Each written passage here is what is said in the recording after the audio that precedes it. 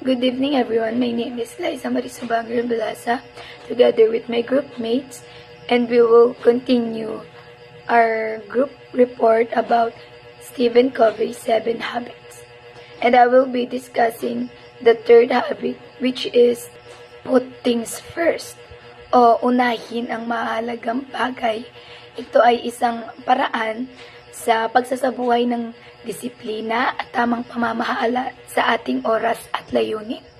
So, kasama dito ang pagiging maagap o proactive at pagsunod sa ating mga prinsipyo para tukuyin kung alin yung pinakamahalaga nating gawin. So, paano natin ito masasabuhay? Una, be disciplined and manage your time. So, maging disiplinado daw at gamitin ng oras ng maayos. Second is, determine important tasks and execute them. So, alamin daw kung alin yung mga gawain na mas mahalaga at gawin ng mga ito. So, unahin ang mga bagay na talagang makakatulong sa ating layunin. Third is, prioritize important tasks over urgent but less important ones. So, mas bigyang halaga ang mga mahalagang gawain kaysa sa mga gawain na mukhang kailangan madaliin pero hindi naman talaga mahalaga. Fourth is, prioritize your time and energy on the essential things in life. So, ituon daw ang oras at lakas sa mga bagay na tunay na mahalaga sa buhay mo tulad ng pamilya, edukasyon at pangarap.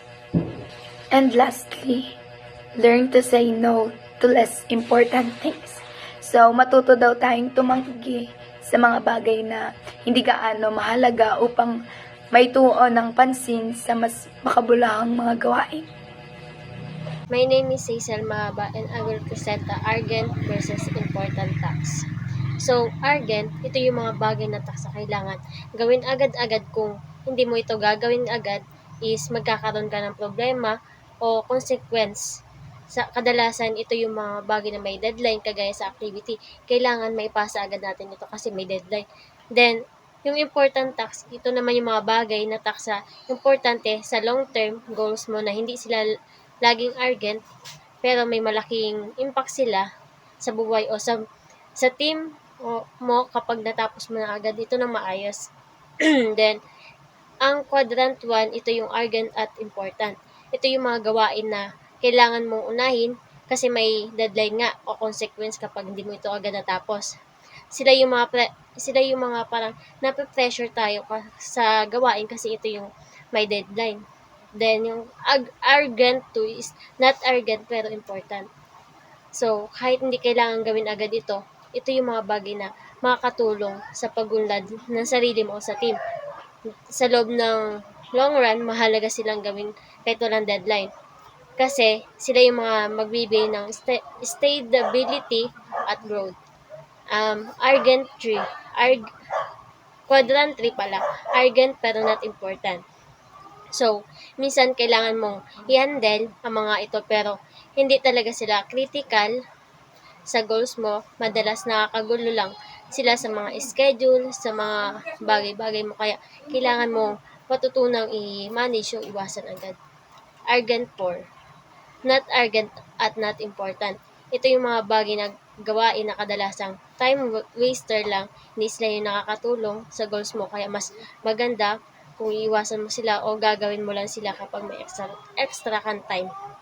So, bale, para sa mga productive, ang focus dapat dito is yung urgent 1 at urgent 2. Kasi ito yung mga bagay na may impact talaga sa buhay o sa mga team building. Then, yung urgent 3 and urgent 4 naman, kung pwede, iwasan o bawasan para hindi masayang yung oras natin. So, ang sunod is, think win-win. You should seek mutually beneficial outcomes in all your interaction. So, seek mutual benefit in all interaction and relationship. Ito yung sa lahat ng relationship is ang target ay mutual benefit o yung pareho kayong nakikinabang.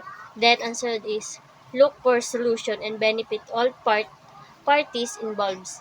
So, laging hanapin yung solusyon para is parang pair kayo para lahat ay walang nakakaramdam ng kawalan. Yung parang kailangan pair kayo sa lahat ng bagay. Hindi man yung may iba na nalalamang. Then, may 6 benefits tayo na ang una is win to win. Ito yung pareho ang panig ay nananalo o nakakakuha ng benepisyo. Ibig sabihin walang talo at lahat ay masaya sa resulta. Halimbawa, kapag nagkasundo kayo ng dalawang team o magkaibigan is isang paraan na pareho silang magiging masaya kasi pareho kayo panalo. So, this win. Sa win is isa lang ang panalo kahit hindi iniisip kung ano ang mararamdaman o makukuha ng iba. Focus ka lang na ikaw lang yung makakakuha ng gusto mo. Para sa isang competition kung saan ang goal mo ay lang ay manalo ka at hindi mo ipapanalo ang iba. So, this lose to win. Sa lose to win, ikaw yung talo o nagpaparaya para lang manalo o maging masaya ang iba. Parang sinabi mo, okay lang talo ako basta happy ka. Halimbawa, sa magkapatid, kapag kung binigyan ng yung paborito mo ng laruan para sa kapatid mo, kahit gusto mo rin yun, ito yung lose to win. Talagang ibibigay mo sa kapatid mo kahit gusto mo. So, sunod is win to lose. Sa win to lose, ikaw yung panalo at talo ang iba. Parang sinasabi mo, ako lang dapat ang masusunod. Halimbawa, kung may dalawang tao at gustong parehas na bagay na pinipilit mong makuha, ito kahit ayaw ng kabila, iyon yung win to lose. Tapos, win to win, lose to lose. Sa win to win at lose to lose, ito yung may halo, depende sa sitwasyon. Pwedeng parehong panalo o pwedeng parehong talo ang resulta. Halimbawa, kapag hindi magkasundo ang dalawang team is at hindi nakapagdesisyonan nilang itigil at pag-awayan pero pareho silang talo. Pero may peace o kapayapaan naman silang makukuha. Number 6 is no deal. No deal is walang panalo o talo kasi walang nangyaring kasunduan o hindi natuloy ang usapan. Ibig sabihin, pinili ninyong mag-move on sa isang bagay kasi hindi magkasundo. Parang sinasabi ninyo na walang makakakuha ng gusto o kaya mag-move on na lamang. May key indicators tayo. Ang una is high courage. Kapag may high courage, ibig sabihin matapang o determinado ang isang tao. Handang sabihin ang kanyang opinion at ipaglaban ang gusto niya. Sunod is low courage. Kapag low courage naman, medyo mahina ang loob ng isang tao, bihira niyang ipaglaban ang gusto niya o takot siyang magsalita. Number 3, high consideration. Ibig sabihin nito, mataas ang pag-alala o pagrespeto ng isang tao sa damdamin ng iba. Iniisip niya ang posibleng epekto na mga kilos niya sa ibang tao. Low consideration. Kapag low consideration naman, hindi gaanong iniisip ng tao ang damdamin o interes ng iba, kadalasang sarili lang niya ang inuuna niya. Ngayon, kung pagsasamahin naman natin ang courage at consideration, may 4 itong posibleng resulta. Ito yung win to win. Ito ang mga pinakamagandang high courage at high consideration. Para sa iba, kaya naghahanap ka ng solution na panalo ang lahat, masaya at masaya rin ang kausap mo. Lose to win, kapag may high courage naman ito, may high consideration ka pero low courage ang resulta, ikaw ay ang talo. Ikaw yung talo pero panalo ang kausap mo. Pinagbibigyan mo sila kahit ikaw yung nawalan. Madalas ito yung mangyayari sa mga tao mahilig magpamigay. So ang sunod is win to lose. Ito yung kapag may high courage ka pero low consideration naman. Para sa iba, pinaglalaban mo kung gusto mo kahit alam mong talo ang kausap mo. Panalo ka nga pero mas nasasaktan mo naman yung ibang tao o nadidismaya mo ang ibang tao. So, last is lose to lose. Ang pinakamasama sa lahat kapag may low courage at low consideration ka walang panalo, parehong talo dahil walang gustong mag-adjust o walang gustong magkasundo. Yun lamang po. Thank you. Good day everyone, I am Giancarlo Peraldam and I'm going to discuss the 7 Kobe habits. The number 7 Kobe habit is seek first to understand then to be understood. Habit 5 requires you to listen actively and empathically before communication your own views. Ibig sabihin po nito is kailangan natin makinig na mabuti sa kausap natin or sa nagsasalita sa harap natin. Then, bago natin ano yun yung own view natin, kailangan mas maintindihan natin yung kanyang perspective. Isa din ito isa din sign ng pag-respect and makakagain ka dito ng trust. And may two technique po ito. Yung first technique is reflective listening. Reflective listening is a technique that Kobe recommends you to practice to understand others' perspective. Ibig sabihin po, ito yung technique na kailangan practice para mas maintindihan mo yung others' perspective, para mas yung intention mo lang is pakinggan yung others' perspective. And yung second naman po is autobiographical listening. Ibig sabihin po nito is listening with our perspective in mind. Ibig sabihin po, nakikinig ka pero may own perspective ka sa utak mo, pero nakikinig ka at ang intention mo is maintindihan yung kausap mo. And papasok dito yung apat na yung first is evaluate, yung mag-agree ka or disagree.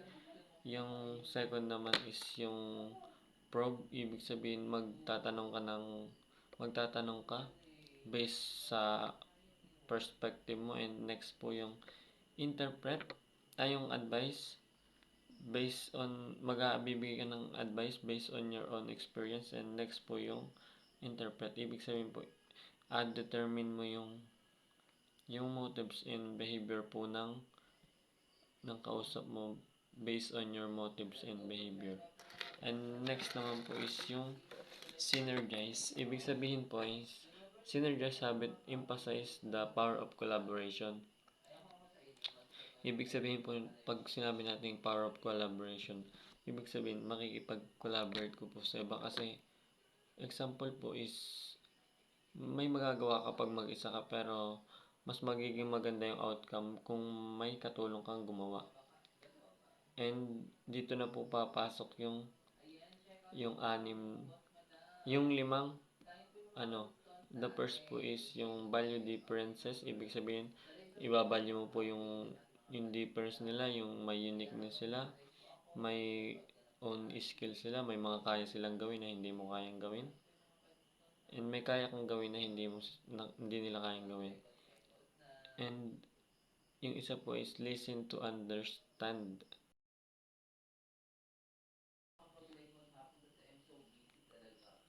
Pag naman po sinabi natin listen to understand, ibig sabihin yung intention po natin is makaintindi po, and we listen empathically and we listen not to respond. Ibig sabihin po, yung reason po talaga natin is matuto. And pag po sinabi natin listen not to respond is ibig sabihin po nun is kailangan pag may kausap tayo, huwag tayong magsasalita agad.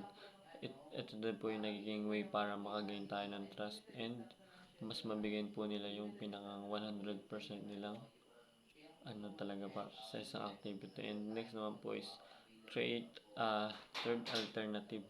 Pag naman po sinabing itong create a third alternative is kailangan magagawa tayo ng solution, hindi lang para sa isang tao kundi para sa lahat makikinabang. Lahat po ay madadaanan ng solution na gagawin natin. And next po is be open to feedback. Pag naman po sinabi natin be open to feedback is kailangan natin makinig po sa feedback ng kasama natin, because nakakapag kasi po may mga feedback sila na mas may improve yung ating decision making is mapapaganda yung outcome ng ating activity, and mas may improve and mas nakaka-gain ito ng trust sa kanila, and mas gagaan yung loob nila na magbigay ng feedback. And build relationship with trust and respect. Ibig sabihin naman po nito is kailangan natin makapag-build ng trust sa ating ka-group or ka-team, kasi pag nakabuild tayo ng trust and respect is mabibigyan nila yung 100% na kakayahan nila para mas maging maganda yung outcome nung ating activity. And next naman po is sharpen the saw. Pag sinabi natin sharpening the saw is means continually honing your personal development through deliberate action that renew and recharge your energy. Pag sinabi natin pong ibig sabihin is gumawa tayo ng mga bagay na mas makaka-improve or makakapagpabalik ng energy natin. Kunwari napagod tayo, tapos may gusto tayong gawin na isang bagay na mas nare-relax tayo dun and bumabalik yung energy natin. Halimbawa, ang bagay na gusto mong gawin pag pagod ka, kumain, matulog. Ibig sabihin, yun ang gagawin natin, or mag-drawing. Yun po yung gagawin natin para mas maibalik natin yung energy natin. And dito na po papasok yung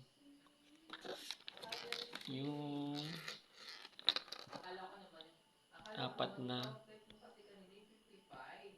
renewal. Ibig sabihin po, at saka may una pa po, yung the crux. Ibig sabihin, prioritize yourself first.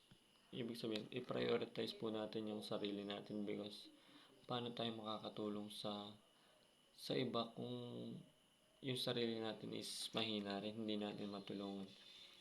And dito na papasok yung apat na renewal. The first renewal is physical renewal. Pusin natin physical renewal. Improve natin yung health natin, yung physical health natin, kasi ito yung pinaka-front ng ating paggawa ng activity. Kasi ang example nito is yung kunwari exercise, jogging, kumain ng masustansyang gulay, huwag magpuyat, uminom ng maraming tubig. And next naman po is yung mental renewal. Ibig sabihin natin po nito is yung sa mental natin, kailangan nare-relax din, kasi mahalaga rin ito because naapektuhan nito yung physical renewal. And example naman po nito is reading books, spend time with nature, wag puro cellphone, and may mga skills kang gusto mong gawin. Yun po. And next naman po is yung spiritual renewal. Ibig sabihin naman po ito is tungkol to sa spiritual natin. Kasi mas kailangan natin ito. Ito yung pinakamahalaga, kasi kung kailangan natin bumalik sa Diyos, kasi mas Diyos yung makakatulong sa buhay natin. Siya yung nagbibigay ng lakas. Example po nito is manalangin palagi and sumamba. Yun po. And last one po is yung social or emotional renewal. Ito din po, napakahalaga nito, kasi ito yung madalas na maging problem ng iba kasi mas naapektuhan yung emotional nila. And example naman po nito is yung spend time with loved ones or sa family mo, and pursue your dream or your hobbies. Yun. And palaging be open with families and spend time with friends.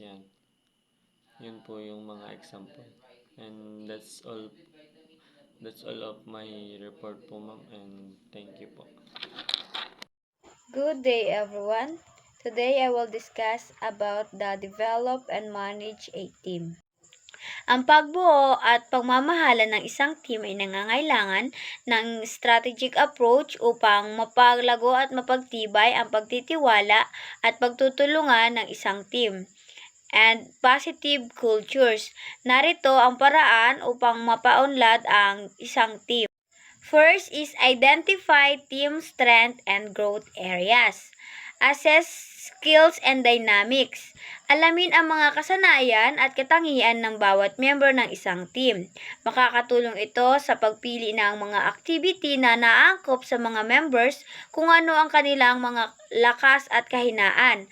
Ang pagtukoy sa kanilang kalakasan at kahinaan ng isang member ay makakatulong upang mapadali at malaman kung saang activity na babagay ang isang members.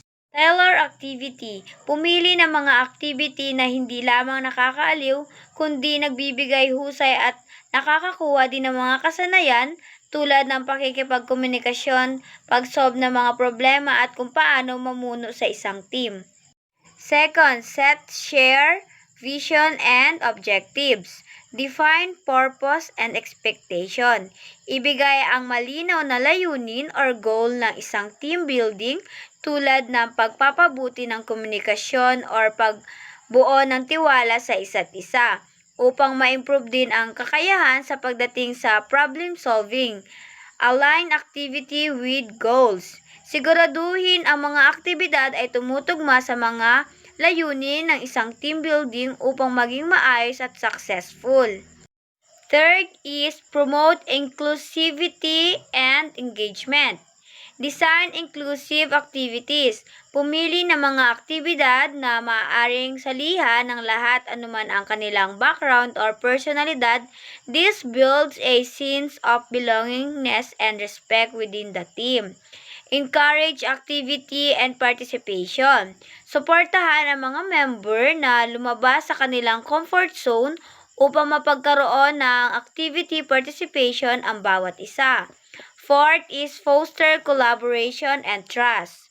Introduce trust-building exercises. Magdaos ng mga aktibidad na nagtataguyod ng pagtitiwala at pag-ugnay sa pagitan ng mga miyembro upang magkaroon ng pagtitiwala sa bawat isa. Kung ang bawat isa ay may tiwala, magiging madali ang pag-solve ng mga problema sa isang team. Encourage team support. I recognize ang mga magaganda at nakakatulong na ginawa ng bawat member. Ang mga ugali at effort ng mga bawat member sa loob ng isang team such as assisting a teammates or sharing knowledge to cultivate mutual supports and trust. Empowering team member with responsibility. Rule assign rotating rules. Bigyan ng pagkakataon ang iba't ibang member na manguna sa mga activity upang mapakita din nila ang kanilang mga kakayahan sa pamumuno sa isang team upang maipamalas din nila ang kanilang mga kakayahan. Promote decision making. Magtulungan sa paggawa ng mga desisyon upang mapalakas ang pagkakaisa at upang mapabilis at magkaroon ng maayos na desisyon para sa isang team. Next is facilitate constructive communication. Highlight activity listening skills. Hikayatin ang mga miyembro na makinig sa isa't isa upang magkaroon ng maayos na ugnayan sa bawat isa nang maiwasan ang hindi pagkakaintindihan sa loob ng isang team. Create safe space for feedback. Magbigay ng pagkakataon na magbigay ng isang positibong feedback upang maramdaman ng bawat member ng team na may maayos na ugnayan sa tuwing magsasabi sila ng concern or mga nais sabihin. Encourage resilience and adaptability. Challenge the team. Gumawa ng mga activity na nangangailangan ng malikhaing paglutas ng mga problema upang kung sakali may mga problema silang ma-encounter ay mabilis na ma-adapt nila at mabigyan agad ng solusyon. Model resilience. Ipakita ang tamang pag-uugali sa harap ng mga hamon.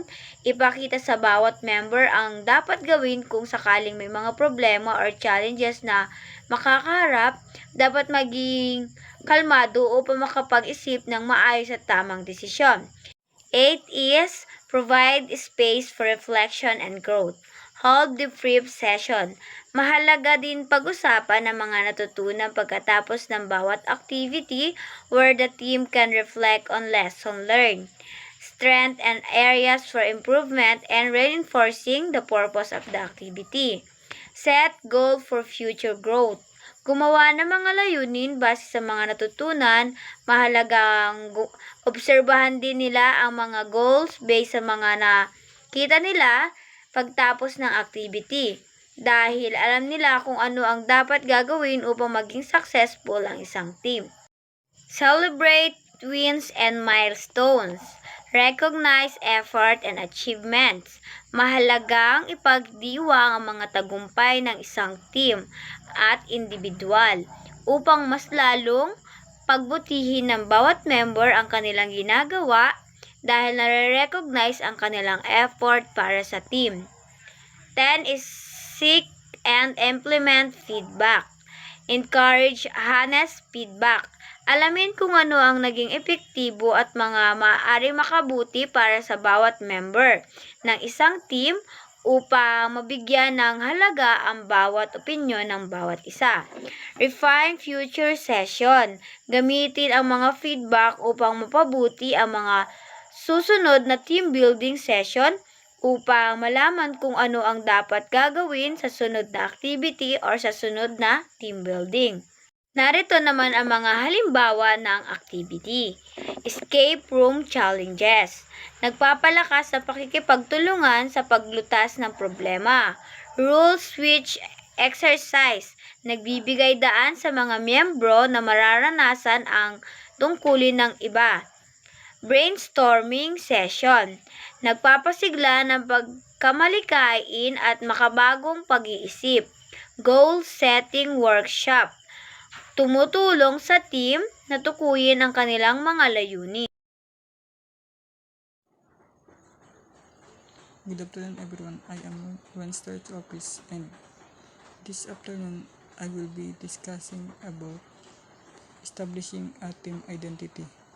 The only resources you need to begin establishing a team identity is time, energy, and intention. Remember, it all starts with a conversation. If you want to establish a team identity, you have to give your team an opportunity to openly discuss the 4Cs of the team, which is clarity, commitment, contribution, and concerns. 4Cs of team identity. The first one is clarity. Clarify the team mission and vision.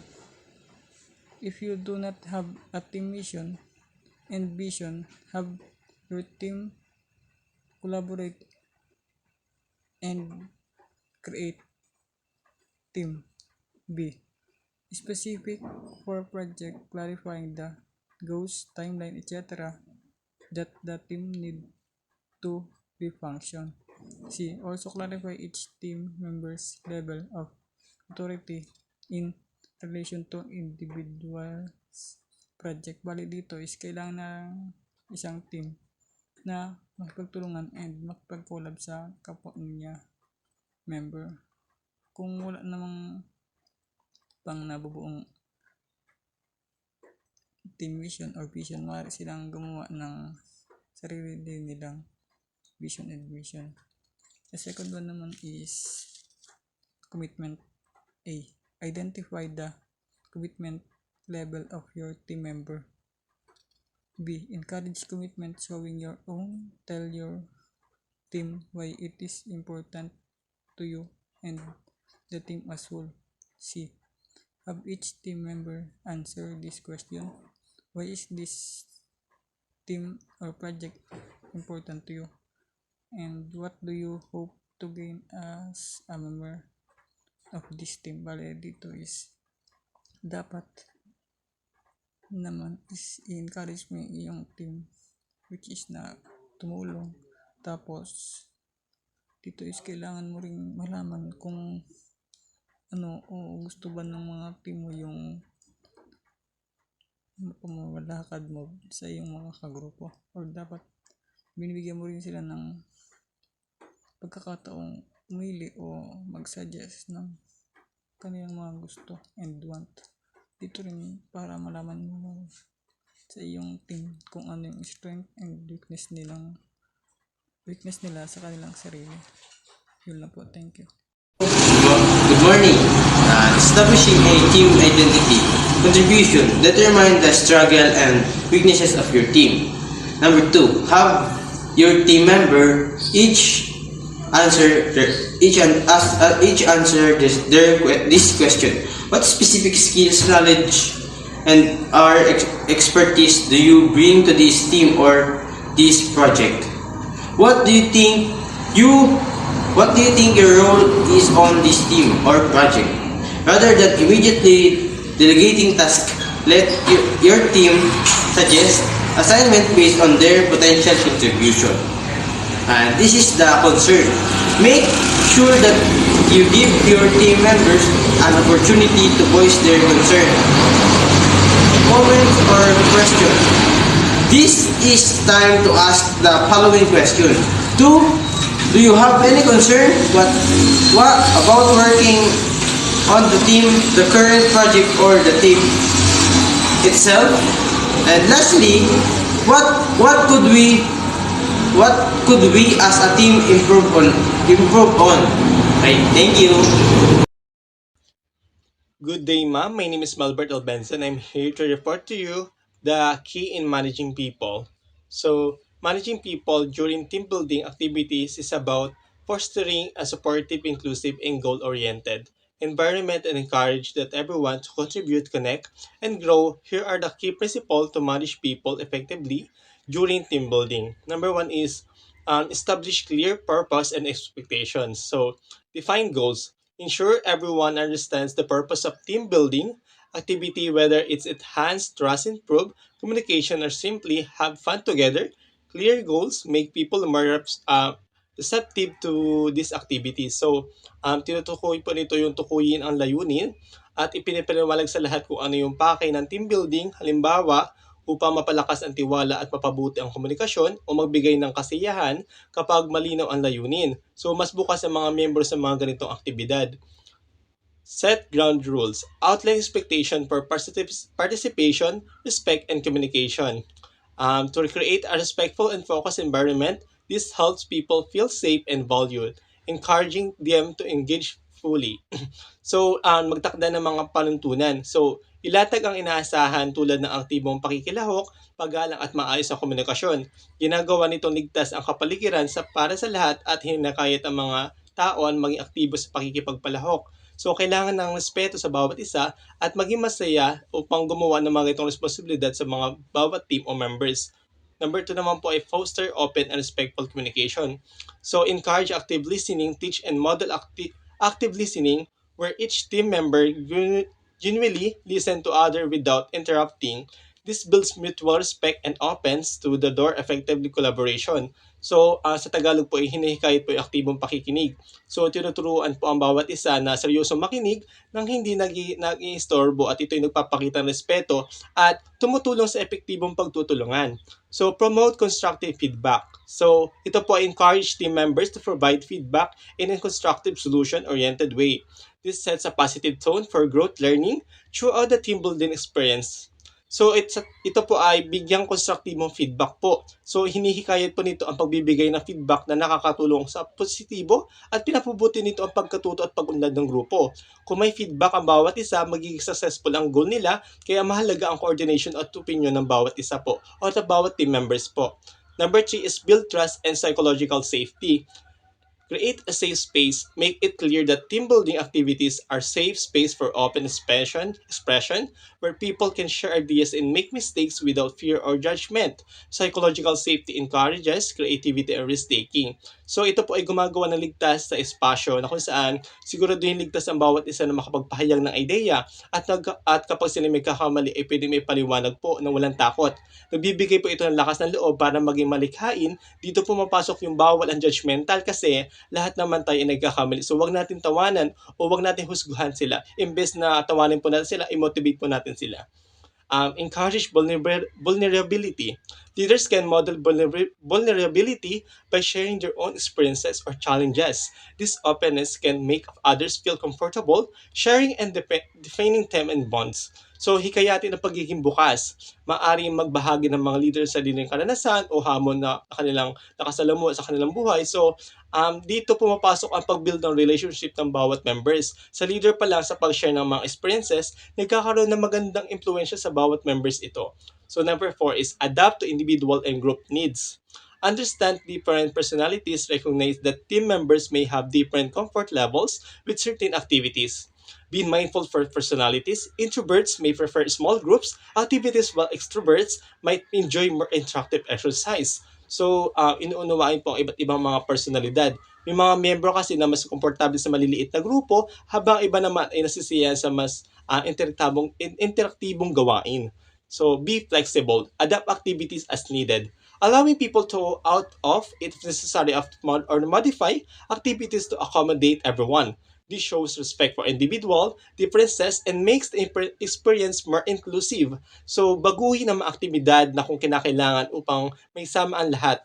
So, pinapakita nitong iginagal ang pagkakilala ng bawat isa. Number 5 po is encourage collaboration and mutual support. So, promote team problem. Solving design activities that require team members to work together to solve problems or achieve a common goal. This builds collaboration that helps a team see value in combining diverse skills and perspectives. So, tinataguyod ang sama-samang pagsusuri ng mga problema. Gumagawa ng aktibidad na kailangan matulungan ang grupo upang masolusyonan ng isang hamon na kinakaharap nila. Nakikita rito ang halaga ng pagtutulungan, kaya kailangan ng bawat isa ng cooperation. Kung hindi ito magiging successful sa kanilang goal as a team. Celebrate team wins. Recognize and celebrate team success, big or small. This fosters a sense of accomplishment and motivates team members to continue working together positively. So, ipinapagdiwang yung tagumpay na kilalanin ng bawat tagumpay, maliit man ito o malaki, upang magbigay ng inspirasyon sa mas positibong pagkikilahok. Dito sa celebration sa simpleng pagkakapanalo or talo ay mahalaga pa rin ang pinagsamahan at ipinagdidiriwang na pagsasama ng bawat miyembro. Number 6 naman po is empower leadership and ownership. Give roles and responsibilities. Rotate leadership roles during activities to give everyone a chance to take charge for fostering ownership and confidence. This also helps develop leadership skills with the team. So, maglalaan ng mga papel sa bawat isa. So, palitan ang mga liderato ng mga aktibidad na ang lahat ay magpapakita ng kakayahan. Di lamang isa tayo aasa, kundi pagsasamahin natin bawat skills and talent na meron tayo para mapadali at maging successful ang ating team. Encourage self-management. Allow team members to make decisions and manage certain aspects of the activities of their own. This builds trust and shows confidence in the team's capabilities. So, hikayatin ang pagdesisyon ng bawat isa. Pahintulutan natin ang grupo na magdesisyon at pahamahalaan ang mga ilang bahagi ng aktibidad na ipinapakita nito may tiwala tayo sa kanila. Number 7 po is balance fun with purpose. Keep it enjoyable but goal-oriented. Team building should be fun, but it's also an opportunity to reinforce team values and skills. Choose activities that balance enjoyable with learning outcomes.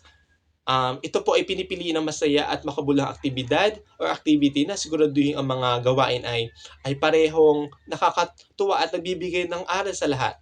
Lahat ng miyembro ay may mga makukuhang kaalaman na maaari magamit nila in the future o sa pang-araw-araw nilang gawain sa kanilang buhay. So, make room for informal bonding allow. Bonding allow instruction and time where people can socialize and bond naturally. Often, these organic interactions build lasting relationship and strengthen team cohesion. So, bigyan oras ang di formal na banding. So, maglaan oras para makapag-usap at magkaroon ng mga miyembro na natural na paraan para labis nilang makilala ang bawat isa. Ang kanilang pagkatao dito na inform sila kung ano yung mga ayaw at gusto ng isang tao. Kung pareho ang nais nila as a member, so pumapasok dito yung mabibuild yung strength and relationship nila as a team. Number 8 naman po ay lead by example. Model positive behavior, show enthusiasm, patience, and openness during activities. When you model the behavior you want to see, team members are more likely to follow suit.